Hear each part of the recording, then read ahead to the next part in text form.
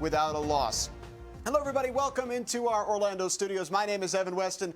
I am joined by former Orlando City captain Miguel Gallardo, and returning to the show, straight off a flight from Houston, Texas, I might add, is Ali Krieger, two-time Women's World Cup champion. Welcome back, Ali. Welcome, as always, Miguel. We are here as we are ready for Orlando City's second place in both the Eastern Conference and the Supporters' Shield standings. And the mojo is going good right now for Orlando City. They look pretty unstoppable at the moment. They really have, and this is going to be a big test against a team in FC Dallas that's very strong at home. But on the emotional side, Oscar Pareja, 16 years with his organization as a player, assistant coach, and head coach. He left a special legacy there, but as he said in the press conference, now he's loyal to the new colors, purple colors. Can they go undefeated in 8?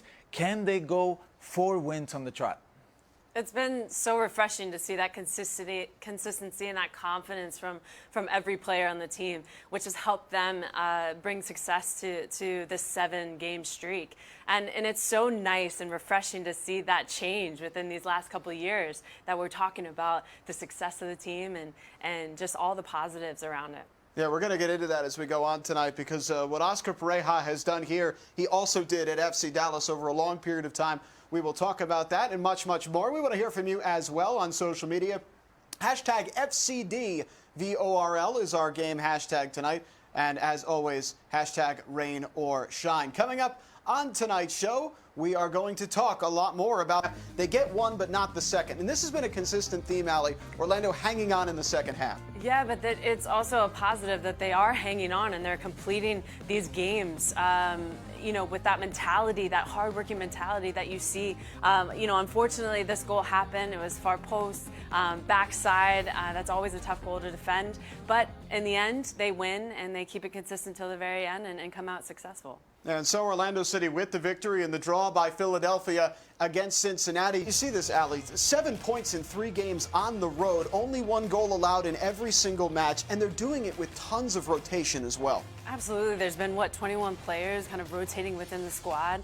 That's what you need, though, within the schedule. And that's what you need when you're going on the road and you're having these home games, and it's just a tight schedule that you need to complete. So every player is important, and they need to be used. Yeah, look. People, Jeff Laurentowicz ends up being the penalty taker for Atlanta United. Soccer, by the way. I mean, it's unbelievable. And Ali, when he's in there, he just gives Orlando City such a different dimension. He's our Public's ultimate tailgater report tonight. Yeah, absolutely. I think he's the engine of the team. He's so impactful, and he's been so consistent this season, obviously joining Orlando. And he's so fun to watch. He's involved in almost every play. He's a connector from the back line to the forwards, and he's just finding those little spaces and pockets to get into, to turn and be able to be a part of the attack. So he's so impactful for me, and you can tell when he's not on the field. Well, he does rejoin the lineup as we get a look at the full 11 brought to you by Orlando Health. What do you make of this group tonight, Ali? I think it's a great group. I trust, obviously seeing these past games, I trust this team. Obviously Smith putting in a great shift last match, Janssen and Schlegel in the midfield or center backs, and then Urso, Mendes, and Pereira, the connectors in midfield, once again back together. Tesho Akindele gets to start against his former team. We'll hear from him directly about that a little bit later on in the show. Miguel Pro without a loss, already on a club record 7 straight unbeaten, going all the way back to August 26th. Evan Weston, Miguel Gallardo, Ali Krieger back with us tonight as we're going to change gears and talk a little bit about Ali's exploits last night at the Houston Dash. Orlando Pride taking on the NWSL Challenge Cup winners as part of the NWSL Fall Series. And as we cue up these highlights from last night, a 3-1 loss, unfortunately, for the Pride. A lot of new, younger players. We see Ashlyn Harris make some big saves to keep the game close early. But, Ali, I guess I could just throw this up to you. What did you see on the pitch, and how are you feeling coming off of this one? Yeah, I mean, it's obviously not the result that we wanted, but Ashlyn obviously came up big with to keep us in this game. But look, this is our second game in 7 months, I'd say, and some for over a year. And I think it's really important to notice that, most of our players are overseas. And, I'm actually proud of these younger players coming in and stepping into these roles, and they haven't been a part of our squad at all. So it's pretty impressive that they can, come in and try to make the best impact as possible. And and help carry us through. Yep. I'm looking at the glass half full, series. Ali. Yeah. Marissa Vigiano, nothing but bangers. That's all she can score, nothing but bangers. And look, it's very difficult to build, but the team has shown a lot of determination, a lot of grit. Like you mentioned, you're missing a lot of key pieces against Houston Dash that was pretty much complete, maybe missing one player in Daly, who's played in England, arguably their best player. So this was a great challenge, but I think the girls responded well, and it's a sign of things to come with this group. When you look at the players who have stepped up here, and you turn then to the list of players, the extensive list of top players that are on loan, it's not hard to start getting excited about 2021 for the Orlando Pride. We'll turn it back to Orlando City now. Speaking, I mean, we saw Ashlyn Harris come up with some massive saves in that game. How about Pedro Galese over these last couple of weeks? And in particular, we want to show you this game against the Chicago Fire again. We're back on local TV for the... Yeah, it looked like there was going to be a shift in the tempo of the game, but then Orlando City came back in the end and finished it off and completed the win. So this is exciting to see. Once again, they have a complete match from start to finish, and that mentality has been crucial. This is now on our telestration, powered by JetBlue. Yeah, this is a play that I really love the build-up because it had so many interesting concepts, Ali, that we continue to see for Orlando City. And as we go through this one, it all starts with a good hold-up play by DK that we don't see in this image, but we do see Kamal Miller making that proactive run, overlapping run that takes away the 2v1 opportunity for the Chicago Fire that allows Nani to come into the space. And I love this about Orlando City, the understanding of space and those triangular movements that allow players to become more difficult to get marked up. Here's Gino Russo as a number 10 spot, and that creates a 1v1 situation for Chris Mueller, who continues to play with confidence, taking players on, and obviously that's a really good thing to see, Ali. Yeah, and I want to point out what you mentioned about Kamal making that forward run. Yeah. Sometimes it's more important, those selfless runs, to create space and open up space for other players to get into, which started that whole play to begin with. Yeah, and even though you know what you're going to get out of Orlando City, if Orlando City is able to execute this as an opposition, there's really not much you can do. No. Evan? Well, Miguel, it's certainly true on that end, Orlando. To be the opponent in that situation is really frustrating. But when you're on that side of the ball and you need to win the game and you have to control the game and managing it. So game management is key in that way. But yeah, it's ultimately frustrating. You don't want to disrupt the game like that. You want to just play it how it is and enjoy the beautiful game the way it's supposed to be played. SKC, Orlando City's getting a license plate. I just renewed my tag last month. Pick your favorite one, Ali. Give us your favorite one. Oh gosh, I don't know. I think they're all pretty good. I'm three all day. Go in Dallas. This is a place where he played for 8 years, was an assistant for 4, a head coach for 5, won trophies, is in their Hall of Fame, and now he's going to play his first competitive match away after leaving as the head coach. And Ali, I want to bring this to you because you were traded from your hometown team to the Orlando Pride. When you went back to play in D.C., it couldn't have been just another game. No, absolutely. There's so much emotion attached to that because you have so many ties there. Your friends, your family, your teammates that you had recently left the year before, and the success that you had there. So for me, obviously, it felt good to be back.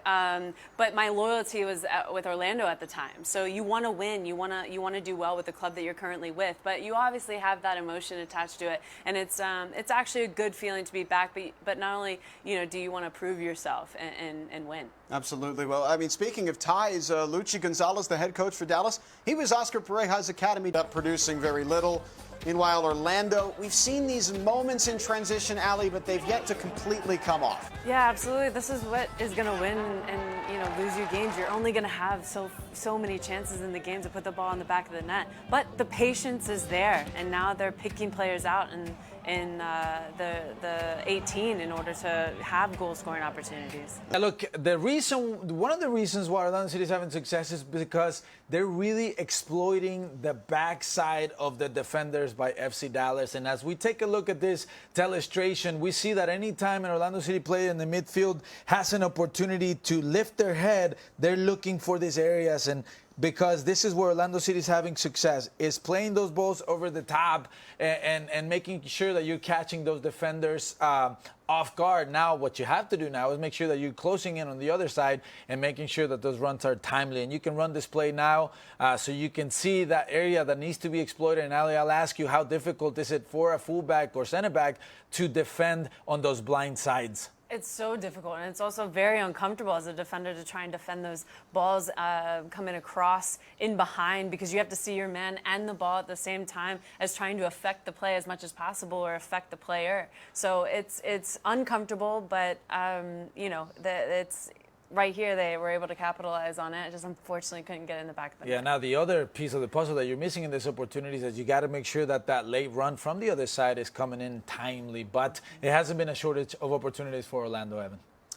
Live up to that billing, but a 0-0 final in Dallas as Sebas Mendes sent off with 2 quick yellows, the second coming in the 69th minute, but Orlando City hang on and frankly still controlled a lot of the game even when down a man, and it's a point on the road for Orlando. 8 games in a row without a loss for Orlando City. This is the Heineken postgame show. I'm Evan Weston. He's former Orlando captain Miguel Gallardo. This is 2-time Women's World Cup champion Ali Krieger. Guys, a game where I think you saw tired minds more than legs for both sides, but in the end, no goals across for either team, and Orlando down a man doing really well at the end there to hang on. I think that when you look at the big picture, you got 8 points on the road out of 12 possible, 12 possible points. I'm not a mathematician, don't judge me here. It's a really effort in the last 20 minutes when you're playing with 10 men, because if you're somebody that tuned into the game in the last 20 minutes, you would have never known that Orlando City played down a man for the last 20 minutes of the match. Not at all. They still have a way, Ali, to just control games even when they were down a man. Absolutely, and just to go along with what Miguel just said, it's really important when you're down a man, you get numbers behind the ball out of possession, and then in possession they were able to keep it and still combine it. It didn't even look like they were down a man at points, but in the game. But I think that the finishing needs to be a little bit better. Obviously, you only have 1 or 2 chances a game, and those are the chances that really matter. So if they could finish off a few of those, then it would have been even better. But like you said, this is a great result on the road, and I would be happy with it if I was Oscar Pareja. Well, let's hear from the man himself, Oscar Pareja from Toyota Stadium. What do you think? Yeah, this is the difference between an average goalkeeper and a good goalkeeper, or a great goalkeeper, I should say. These moments, you only have 1 or 2 chances in a game to make these big saves, and he does it every time.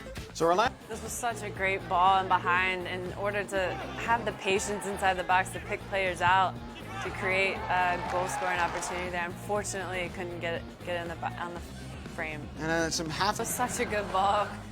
Back in behind, the defenders were just so difficult to defend, and then back across frame. Unfortunately, we just weren't there quick enough to put in the back of the net. Second half team that didn't know how to score until the past 4 days and 96 hours, and suddenly the Red Bulls have put in 4 in their last match, but they're running up against an Orlando team that has not allowed multiple goals in a match since August 22nd, 9 games ago against Inter Miami. Yeah, well, look, it's a team that obviously going through a transition. They've lost some important players. Unfortunately, Chris Armas, he got let go of the Red Bull, but there seems to be a freshness every time there's a change. You don't know what's going to happen, so you want to make sure that you take your opportunities when you come to play. And now 8 goals in 2 matches. They'll be coming to Orlando with a lot of confidence, Ali. Yeah, and you're right. I think they're going to be pretty unpredictable, but it's going to be difficult to break down the Orlando City defense. You saw it tonight, even with a man down. Their collective group of 8, making it tight and keeping those spaces really tight in the midfield so that they have to play around, and it's very difficult to unbalance them. Always been true of Oscar Pareja's teams, right? They're so organized, so compact when they get behind the ball. As we take a look at the streak as it stands, the beat goes on. Orlando City